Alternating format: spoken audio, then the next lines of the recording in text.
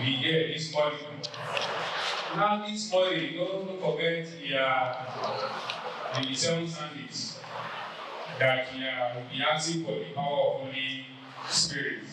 And today is the 2nd Sunday.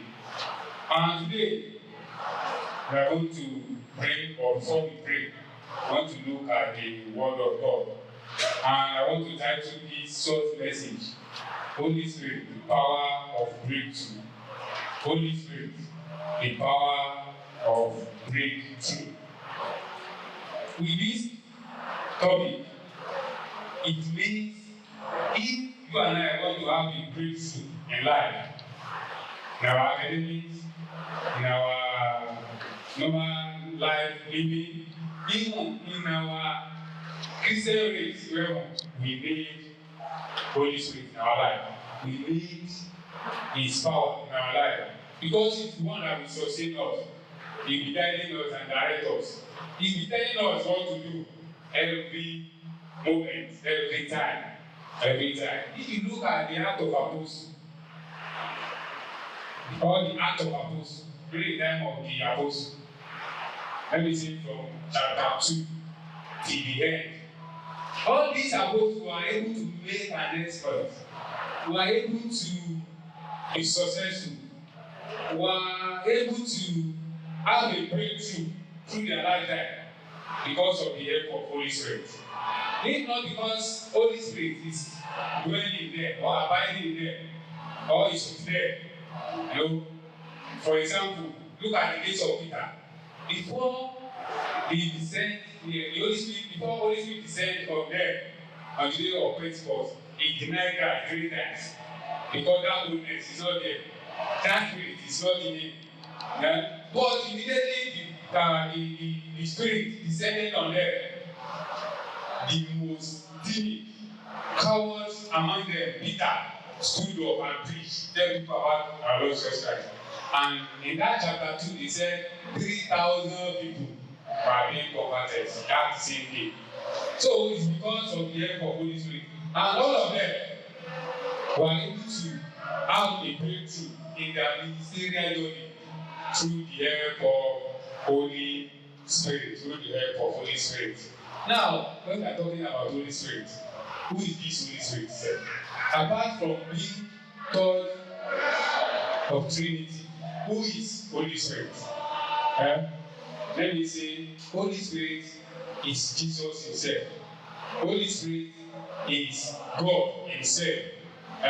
Why? Let's open our Bible to John chapter 1. Those who are according to St. John chapter 1. Let's read verse 1 and verse 14. John chapter 1, verse 1 and 14. Chapter 1, verse 1 says,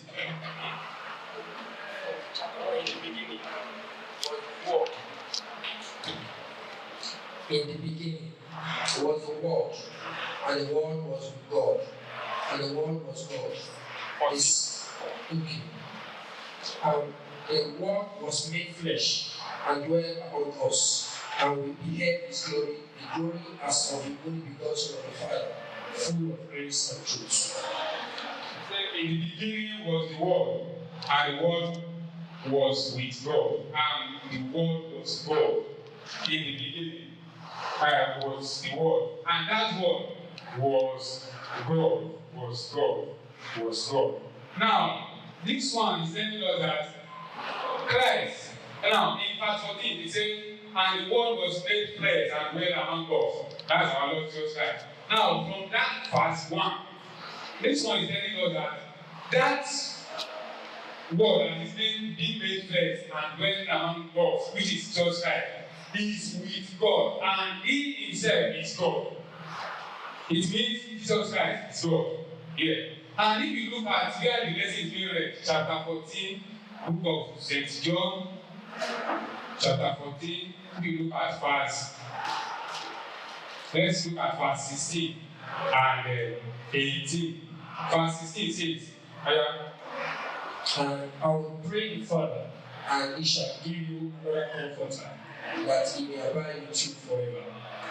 even the Spirit of truth, whom the world cannot Go receive. to 18. I will not leave you comfortless. I will come to you. I will come to 16 says, I will pray the Father, and he shall give you another comforter. Jesus Christ is not talking here.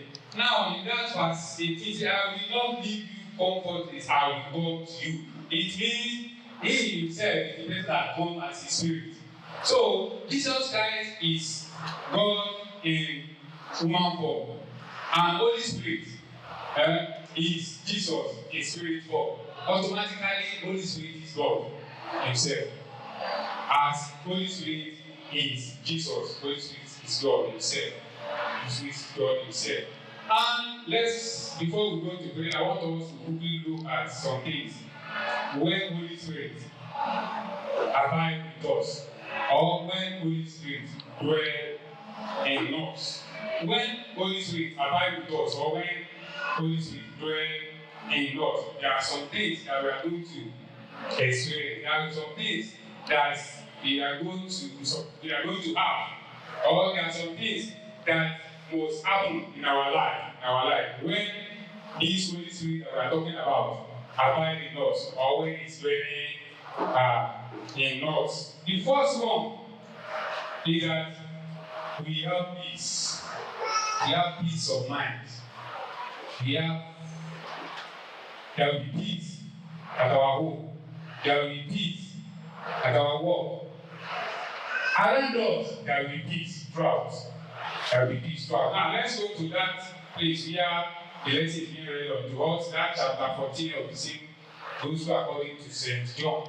Let's read verse 26 and verse 27.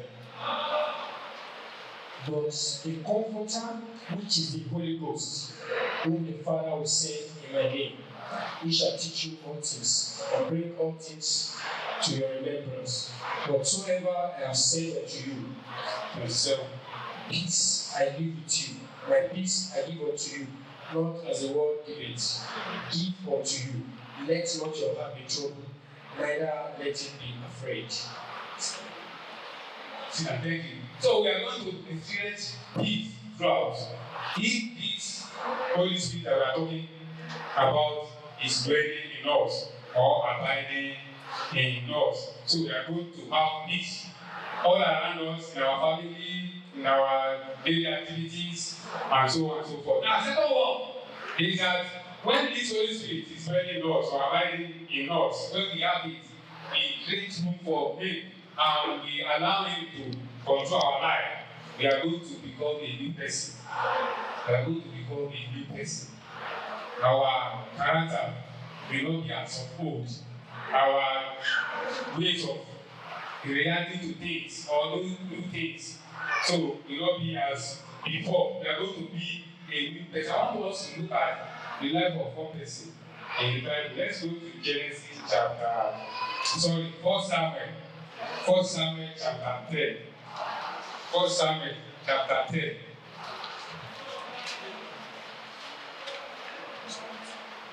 1 Samuel chapter 10, let's read verse 6.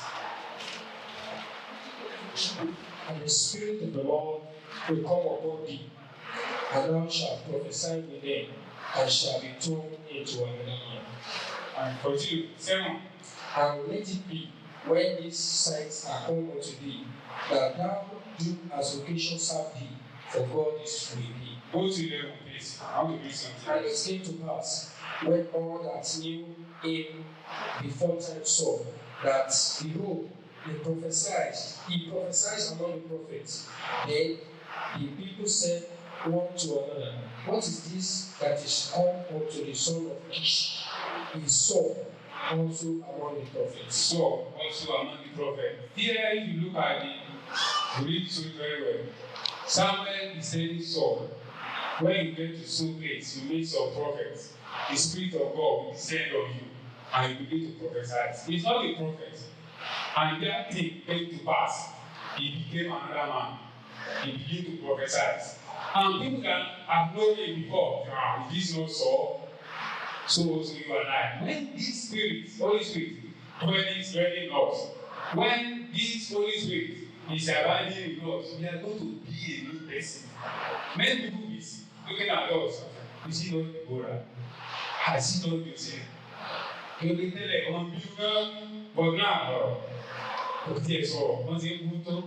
is he not Abigail?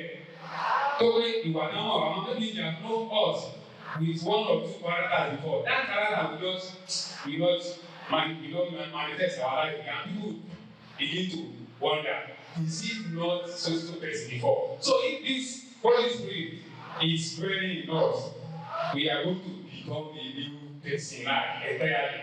We will see the sign, we will see the manifestation of Christ in our life. And the third one is that we will be more closer to God.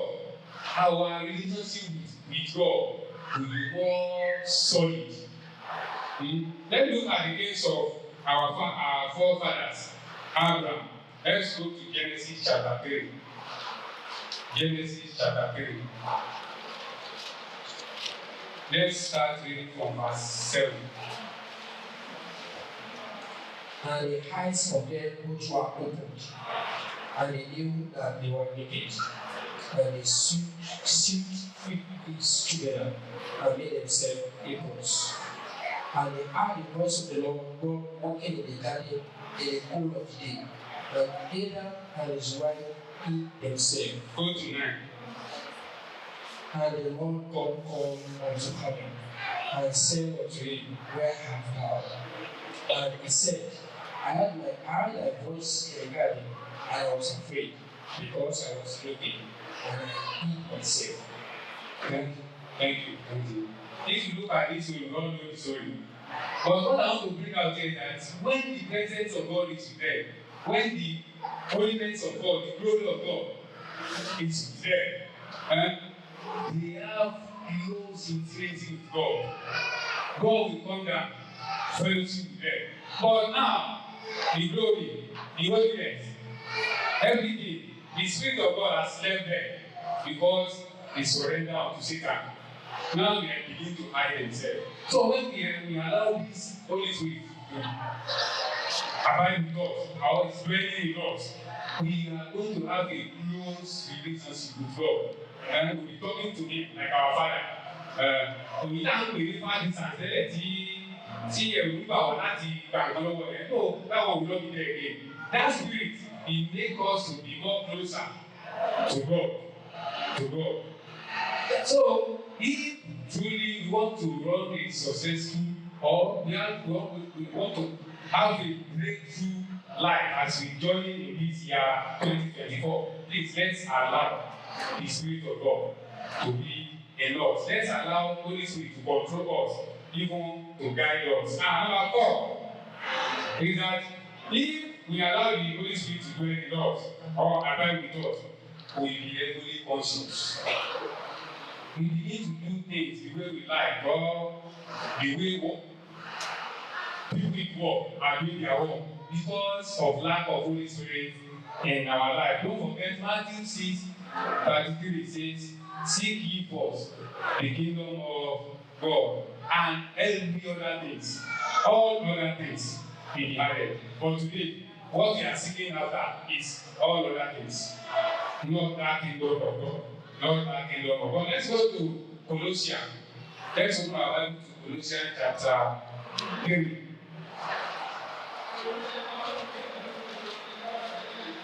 Verse 1 and 2.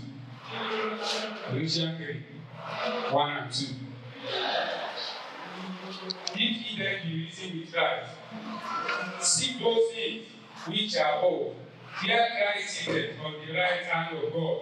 Verse 2 says, set your affection on things above, not on things on the earth. For us, for you and I, to set our affection on the thing above, that means we are seeking first the kingdom of God and His righteousness. It is when we are seeking for the kingdom of God, that is when we are going to set our affection on the thing above. And seeking, being heavily conscious, when we are heavily conscious, we try to abstain from sin. We try to desist from committing sin. And if you are thinking of heaven, how to get to heaven, what will be your end? That means we are going to be abstain from sin, thinking of how to run from sin. My time is fast spent. And the last one I want to mention here is that once we allow the Holy Spirit to dwell in us or abide in us, it will give us assurance of being with Him at the end. So it will make us to be rapturable. So we will be rapturable at the end. We will be rapturable at the end. If you look at that John, here the essay is being read. John chapter 14, let's read verse 6. John 14:6 is the passage or the verse that we all know.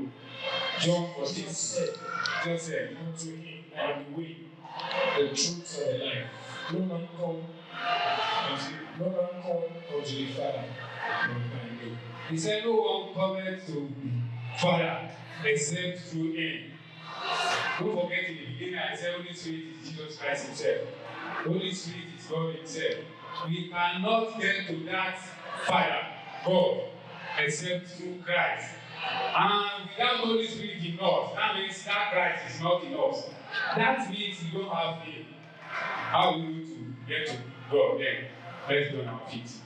Let's be on our feet. Want to quickly go and pray. Let's be on our feet.